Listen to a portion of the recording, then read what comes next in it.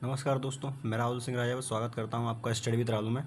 दोस्तों जैसे कि हम फोर्स एंड प्रेशर चैप्टर पढ़ रहे थे क्लास 8 एनसीईआरटी का, जो काफ़ी समय हो गया इस चीज़ को, है ना। तो उसके लिए तो माफ़ी है। तो अपन को जो स्टार्ट करना था वो कहाँ से स्टार्ट करना था, ये क्यों मिटल नहीं रहा यार। चलो जो नहीं मिटल रहा छोड़ो उसको, है ना। तो आज हमारा जो चैप्टर है वो है फोर्स एंड प्रेशर। क्या है फोर्स एंड चैप्टर, हालांकि चल ही रहा था, तो हमको स्टार्ट करना था कॉन्टैक्ट फोर्सेस और नॉन कॉन्टैक्ट फोर्स से। अब देखो, कॉन्टैक्ट फोर्स और नॉन कॉन्टैक्ट फोर्स को समझने के लिए पहले इसमें थोड़ा सा डिफरेंस समझ लेते हैं। देखो, ऐसा समझो कि देखो, नाम से ही क्लियर हैं चीज़ें। वैसे तो आपको नाम से ही समझ में आएगा सर कॉन्टैक्ट फोर्स क्या होता है और नॉन कॉन्टैक्ट फोर्स क्या होता है। एक होता है कॉन्टैक्ट फोर्स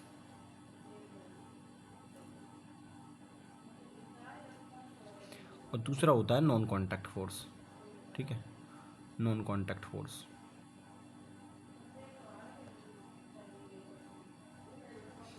अब देखो, कॉन्टैक्ट फोर्स, अब सिंपल सी बात है कि जब दो या दो से ज़्यादा ऑब्जेक्ट आपस में एक दूसरे से टच हों और उसके बाद कोई किसी चीज़ कोई फोर्स अप्लाई किया जा रहा हो, तो उस चीज़ को बोला जाता है कॉन्टैक्ट फोर्स।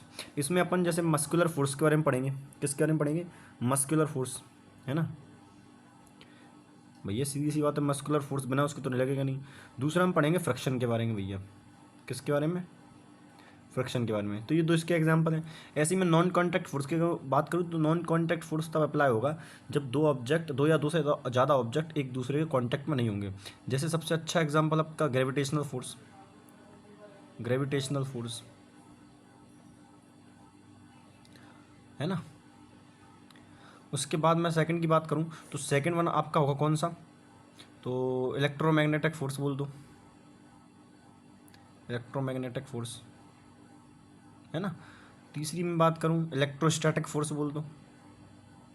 Electrostatic force. तो ये सारे नाम हैं। तो ये डिफरेंस है किस किस में, आपका कॉन्टैक्ट फोर्स और नॉन कॉन्टैक्ट फोर्स में। आ जाइए, तो सबसे पहले कॉन्टैक्ट फोर्स में अपन को पढ़ लेते हैं। क्या लिखा है मस्कुलर फोर्स के बारे में? किसके बारे में? Muscular force. तो लिखा है the force is caused by the action of muscles in our body. मतलब एक ऐसा फोर्स जो किसी भी एनिमल्स के मसल के द्वारा लगाया जाए, तो ऐसे फोर्स को हम क्या बोलते हैं? ऐसे फोर्स को मस्कुलर फोर्स कहते हैं। क्या कहते हैं? तो ऐसे फोर्स को मस्कुलर फोर्स कहते हैं। जैसे एग्जांपल के तौर पर आपको दिखाई दे रहा होगा, ये देखो, ये लग रहा है। तो ये जो जानवर है भैया, ये फोर्स लगा रहा है किस पर? इस बैलगाड़ी पे, तभी आगे चल रही है। सिंपल सी बात है। तो इनके द्वारा कौन सा फोर्स लगाया जाता है? तो आपसे बोलेगा सर मस्कुलर फोर्स लगाया जाता है। Animal also make the muscular force to carry out the physical activities, horse, donkeys, camels, एमेंस, प्राणा, डिम का जो भी है। तो मस्कुलर फोर्स आपको समझ में आना चाहिए कि सर मस्कुलर फोर्स जब कोई एनिमल अपनी मसल्स की ताकत लगाता है किसी भी ऑब्जेक्ट में, तो वही क्या होता है? आपका मस्कुलर फोर्स होता है। क्या कहलाता है? Muscular force. और ये भी क्या है, एक प्रकार का मस्कुलर फोर्स भैया कॉन्टैक्ट फोर्स है। सिंपल सी बात है सर।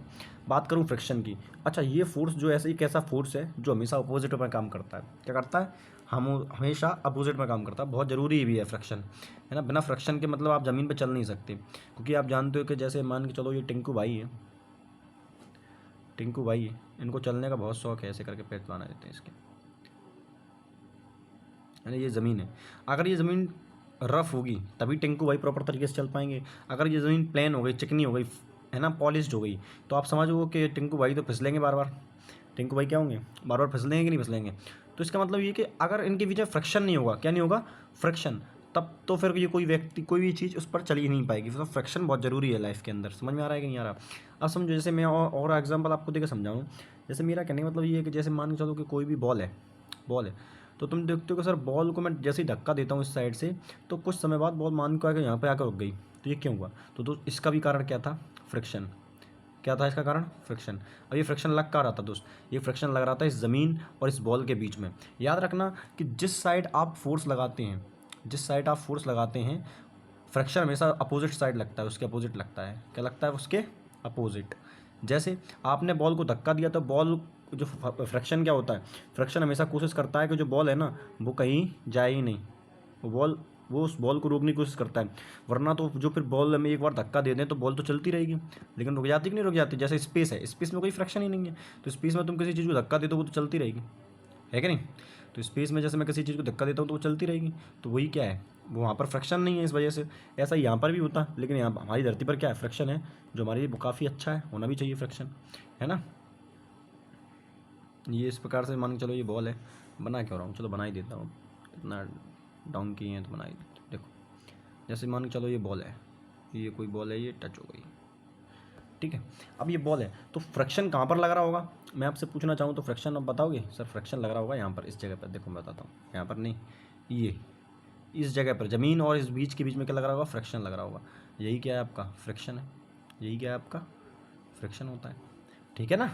और याद रखना कि जैसे मान के चलो कि आपने फोर्स लगाया यहाँ से, मान चलो कि आपने मस्कुलर फोर्स लगाया, और मस्कुलर फोर्स लगाने के बाद आपने ऑब्जेक्ट को यहाँ धकेला, तो फ्रिक्शन क्या करेगा? फ्रिक्शन कहेगा भाई साहब अपोजिट, औताद में, कहाँ पर? औताद में, तो यहाँ लगेगा फ्रिक्शन फोर्स। ये कौन सा फोर्स है भाई?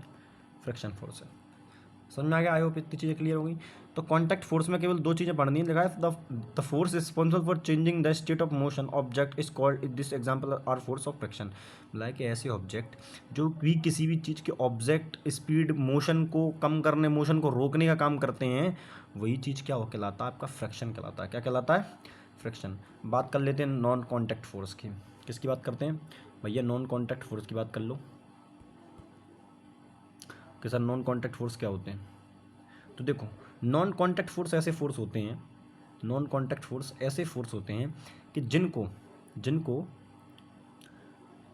किसी भी चीज़ में फोर्स लगाने के लिए एक दूसरे टच नहीं होना पड़ता। जैसे एग्जांपल देखो मैग्नेट का, किसका एग्जांपल है? ये मैग्नेट आपको दिखाई दे रहा है। अब मैग्नेट के अंदर ऐसा क्यों होता है? अगर मेरे पास फोटो है तो मैं आपको दिखा देता हूँ, एक सेकेंड रखे तो थे मैंने, हाँ ये रहा, ठीक है। अब देखो, तो आप देखोगे कि अगर आपके टीचर ने आपको बताया होगा कि जो कोई भी मैग्नेट हो इस दुनिया की कोई भी मैग्नेट हो, उस मैग्नेट के ऊपर हमेशा दो पोल बनते हैं, एक होता है नॉर्थ पोल और दूसरा होता है साउथ पोल। मार्कर चेंज कर लूँ, कौन सा होता है? एक नॉर्थ पोल होता है, एक साउथ पोल होता है। ऐसे ही तो देखो मैग्नेट की एक क्या है विशेषता है, क्या कि भैया देखो अपोजिट फोर्स जो होंगे, जैसे नॉर्थ पोल और साउथ पोल, ये हमेशा एक दूसरे को अट्रैक्ट करेंगे। क्या करेंगे? अट्रैक्ट।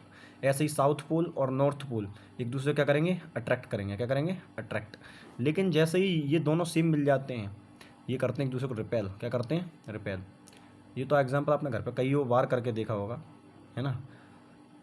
तो कई बार आपने इस चीज़ को देखा होगा, महसूस किया होगा। तो ये भी क्या एक प्रकार, अब तुम देखो इसमें ना जब अट्रैक्ट करते हैं या फोर्स कर रहे हैं तो खींचन नहीं पड़ रहा है। ये फोर्स एक ऐसा फोर्स है जिसमें इन दोनों का कॉन्टैक्ट होना जरूरी नहीं है। आप पास पास में रख दो, ये एक दूसरे का फोर्स लगाएंगे, अपने पास खींच लेंगे। पक्की बात है कि नहीं है? तो सही ये क्या है? ये प्रकार का एक मैग्नेटिक फोर्स है। क्या है ये? एक प्रकार का मैग्नेटिक फोर्स है। ऐसे ही आप देखते हो ग्रेविटेशनल फोर्स। ग्रेविटेशनल फोर्स जानते हो ना? जैसे आप यहाँ पर खड़े हुए, ज़मीन है, आपने कोई बॉल ऊपर फेंकी तो आप देखोगे कि बॉल कुछ समय बाद नीचे आएगी, है ना। जैसे अपन भी तो खड़े हुए हैं, अब तुम भी यहाँ पढ़ रहे हो बैठ के, तो ज़मीन तुम्हें नीचे क्यों खींच रही, वरना तुम आसमान में नहीं उड़ने लगते। समझ में आ रहा है कि नहीं आ रहा है? तो ये सब किस वजह से हो पा रहा है? तो ये सारी चीज़ें हो पा रही हैं आपके ग्रेविटेशनल फोर्स की वजह से। किसकी वजह से? Gravitational force. तो ग्रेविटेशनल फोर्स ने आपको पकड़ा तो है नहीं, बस एक फोर्स लग रहा है, एक फोर्स को महसूस कर रहे हो आप कुल मिला के। समझ में आ रहा है कि नहीं आ रहा? तो ऐसे ये, अब ये क्या कॉन्टैक्ट फोर्स है? Non contact? Sir non contact force है, सिंपल सी बात है ना।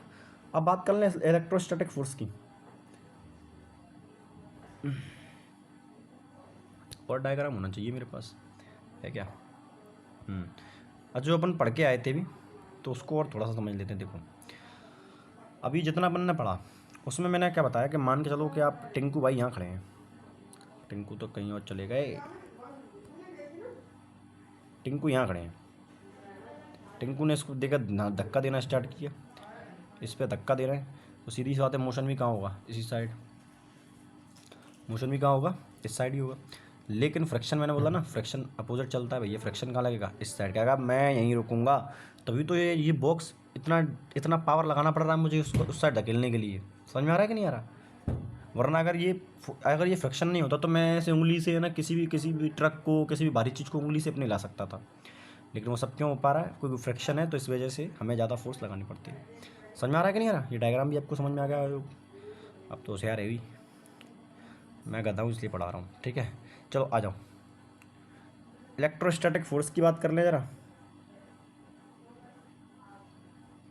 लगा है the force extend by charge particle is called electrostatic force. मतलब कुल मिला के देखो, सबसे अच्छा एग्जाम्पल मैं आपको दूँ, आपने बचपन में अपने क्या, मैंने ही खूब किया है। कैसे? इसको बाद में पढ़ेंगे, पर परिभाषा को जरा इधर देख लेते हैं। जैसे आपने कई बार कंघा लिया हो, कंघा बालों पे घिसते हो तो तुम देखते हो अपने दोस्त को बोल देखो तो मैं जादू दिखाऊं, तो कंघा बालों पे जैसे ही घिसते हो तो क्या करता है कि बालों को कंघा बालों पे घिसने के बाद जब जैसे कागज़ पे हल्की लगाते हो तो तुम देखोगे कि सर वो जो कंघा है ना, उस पेज को अट्रैक्ट कर रहा है, वो कंघा जो है उस पेज को अपनी ओर खींचता है कि नहीं, एक फोर्स मिलता है।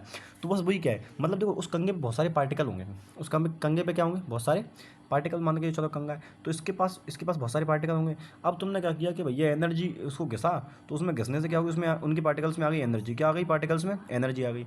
अब जब पार्टिकल्स में एनर्जी आएगी तो यहाँ पर जो पेज होगा ना, इस पेज को जो अपनी ओर अट्रैक्ट करेगा, क्या करेगा, अट्रैक्ट। तो जो पहले से पार्टिकल्स थे उन पार्टिकल्स को तुमने एनर्जी दी, जिस वजह से वो क्या कर रहे हैं, जिस वजह से वो उनके अंदर एक फोर्स आ गया, है ना। तो बस इसी को बोलते हैं आपका इलेक्ट्रोस्टैटिक फोर्स। इसको पढ़ लो, थोड़ा सा बड़ा कर देता हूँ इसको। अरे नखड़े हैं भाई तेरे, ये पढ़ लो इसको। Look at the force exerted by a charge body on other charge और uncharged body is known as electrostatic force. मतलब एक ऐसा फोर्स जो एक किस पर होगा, सबसे पहली बात तो एक चार्ज बॉडी पर होगा। वो जो चार्ज बॉडी है ना, किसी भी दूसरी चार्ज बॉडी को या चार्ज नहीं भी हो उसको अपनी ओर अट्रैक्ट करता है, इसी फोर्स को बोला जाता है इलेक्ट्रोस्टैटिक फोर्स। क्या कहते हैं इसको, इलेक्ट्रोस्टैटिक फोर्स कहा जाता है, ठीक है। और देखो इसके लिए बता देता हूँ मैं, जैसे मैग्नेट में नॉर्थ साउथ चलता है ना, ऐसे इसमें चलता है प्लस माइनस का। जैसे प्लस और माइनस, मान के चलो ये प्लस चार्ज है, ये माइनस चार्ज है, तो प्लस चार्ज माइनस चार्ज एक दूसरे को अट्रैक्ट करते हैं।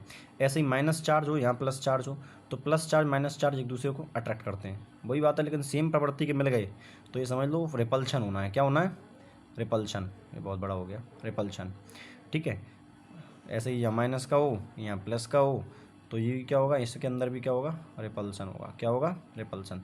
तो ऊपर वाले दो में क्या हो रहा है, जब सेम चार्ज नहीं मिलती तो ये हो रहा है अट्रैक्शन। क्या हो रहा है, अट्रैक्शन, जो आपको हर तीसरे चौथे व्यक्ति को देख के हो जाता है। और यहाँ पर हो रहा है रिपल्शन। क्या हो रहा है, रिपल्शन। ज़्यादा बड़ा नहीं लिख रहा हूँ मैं, ये होता है रिपल्शन, ठीक है। समझ में आ गया होगा, आई होगा आपको। जैसे ग्रेविटेशनल फोर्स के बारे में मैंने आपको समझा ही दिया है, वैसे पढ़ लो इसके और क्या है ना। पढ़ के सुना देता हूँ मैं एक बार, सुन तो बस। क्या हो गया, ये सारा मिटल गया, है ना। अब देखो आ जाओ, लिखा है you know that the coin और pen falls to the ground when it slip off your hand. बोला कि आपके हाथ से जब कोई चीज़ गिरती है ज़मीन पर गिर जाती है, पता है, बता क्या रहा है। Leave and fruits also fall to the ground when they get discharged from the plants. Have you ever wondered why it is, है ना। When a coin is held in your hand is it rest. बोला कि जब आप coin आपके हाथ में था तो रेस्ट में था, जैसे ही आपने उसको छोड़ा तो ज़मीन पर जब वो गिर रहा होगा तो उसके अंदर एक ना एक चाल आ जाती है, एक ना एक मोशन आ जाता है, सीधी सी बात है। It clear that the state of motion of coin it under goes a change, this is the happen without a force acting on it. बोला कि क्या ये बिना फोर्स के हो सकता है, तो सर बिना फोर्स के तो नहीं हो सकता है, तो कोई ना कोई फोर्स लगाना पड़ेगा। सीधी बात है, मैं एक सिक्का रख दूँ ज़मीन पर तो वो अपनी जगह से नहीं लेगा, लेकिन मैं उसको उठाऊँ और उठा के फिर फेंकूँ तो वो सिक्का घूमने लगेगा, चलने लगेगा। चलने का मतलब है कि जिस जगह पे वो रखा था उस जगह से हट जाएगा।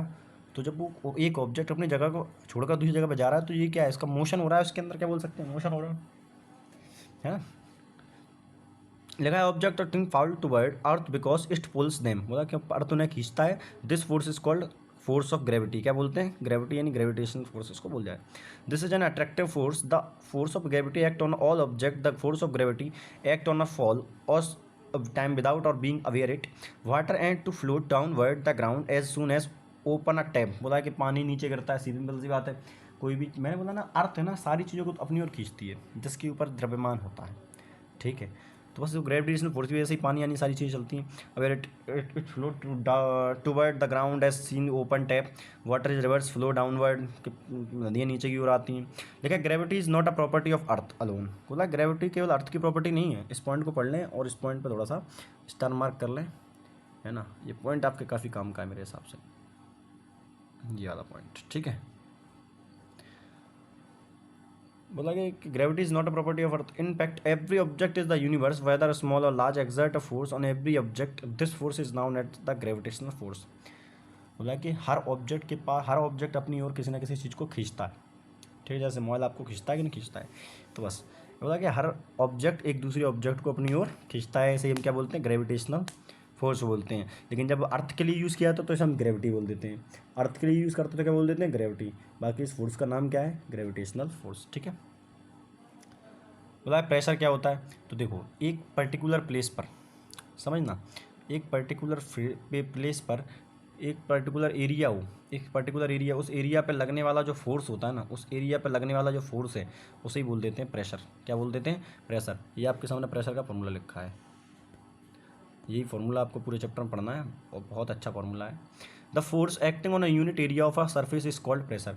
किसी भी यूनिट एरिया मतलब किसी भी फिक्स एरिया पर किसी भी फोर्स का लगना, किसी भी फोर्स का लगना क्या कहलाता है, आपका प्रेशर कहलाता है। क्या कहलाता है, प्रेशर कहलाता है। छोटा सा कुछ है नहीं इन चीज़ों में, मैंने आपको पहले भी समझाया है ना, इतना बड़ा फाड़ने में पढ़ने की जरूरत नहीं। जैसे ये कील ठोक रहा है तो उस कील में प्रेशर देता तभी तो कील अंदर की ओर जा रहा है। अब पोर्टर करेगा हैवी लोड, जब कोई हैवी लोड खींचता है तो वो ऊपर से उसके ऊपर क्या लगाता है, तो जैसे ये हैवी लोड इसके ऊपर क्या लगा रहा होगा, इसके सर के ऊपर प्रेशर लगा रहा होगा कि नहीं लगा रहा होगा, तभी तो बोलता है यार बहुत प्रेशर हमको झेलना पड़ रहा है। समझ में आ रहा है कि नहीं आ रहा। ठीक है। बोला है कि प्रेशर एक्सर्टेड बाय लिक्विड और गैसेस। देखो यार समझो, सिंपल सी बात है कि प्रेशर एक्सर्टेड बाय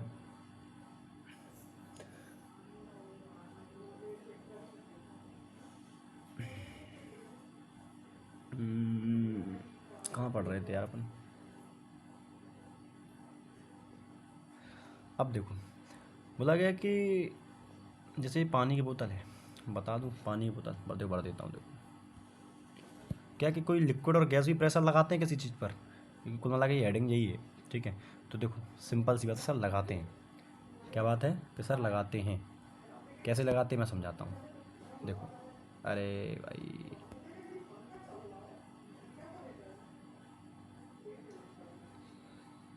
इसको मिटा लेता हूँ मैं, इससे काम है।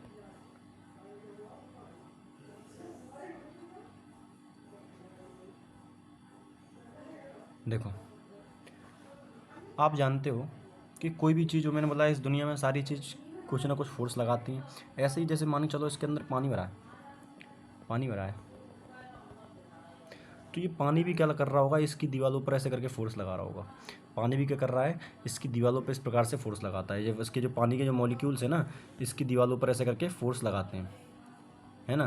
तभी तो तुम देखो कि जैसे ही आप बोतल में छेद करते हो तो पानी निकलने लगता है कि नहीं निकलते, क्योंकि जो प्रेशर लग रहा था, जैसे मान के चलो ये प्रेशर लग रहा है, अब जैसे ही इस प्रेशर को निकलने की जगह मिली, मान के चलो आपने यहाँ छेद कर दिया इस पर, तो सिंपल सी बात है कि जो पूरा प्रेशर लग रहा था वो इस प्रेशर के द्वारा यहाँ से बाहर निकल जाएगा, पानी निकल जाएगा कि नहीं निकल जाएगा, उसको जगह मिल गई निकलने के लिए।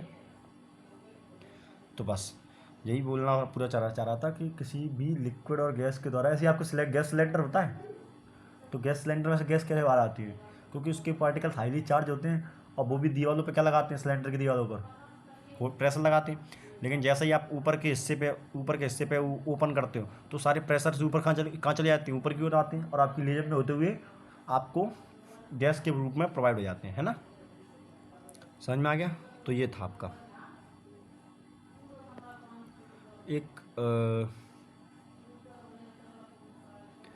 ये बचा है, एटमॉस्फेरिक प्रेशर क्या होता है। देखो पढ़ लो यार, एटमॉस्फेरिक प्रेशर क्या होता है।